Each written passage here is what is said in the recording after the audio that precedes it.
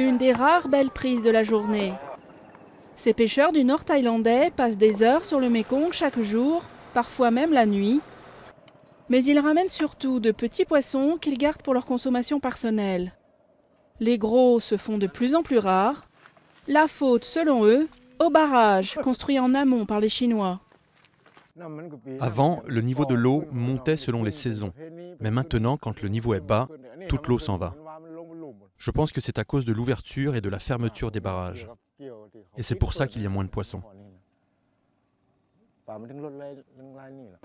Aujourd'hui, c'est surtout le barrage de Sayaburi, au Laos, qui inquiète les riverains du fleuve. Ils redoutent que le projet n'empêche les poissons de remonter le courant pour se reproduire. Le Vietnam, le Cambodge et les défenseurs de l'environnement y sont aussi opposés. Mais le Laos a lancé l'an dernier la construction de cette centrale hydroélectrique qui doit lui rapporter des milliards de dollars.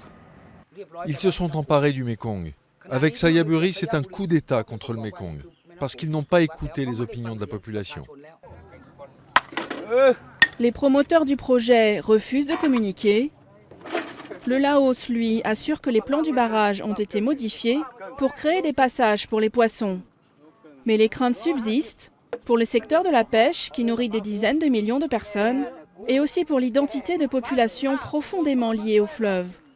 De nombreux festivals et traditions sont liés au Mékong, comme le Naga, ce serpent géant qui, selon les croyances, vit dans le fleuve et en est l'esprit protecteur. Mais si les barrages bloquent le fleuve, le Naga ne peut plus se déplacer d'amont en aval.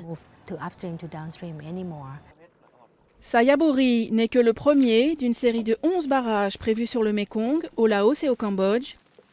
Les pêcheurs thaïlandais, comme leurs voisins installés sur les rives d'un des fleuves les plus poissonneux du monde, n'ont pas fini de rentrer bredouille.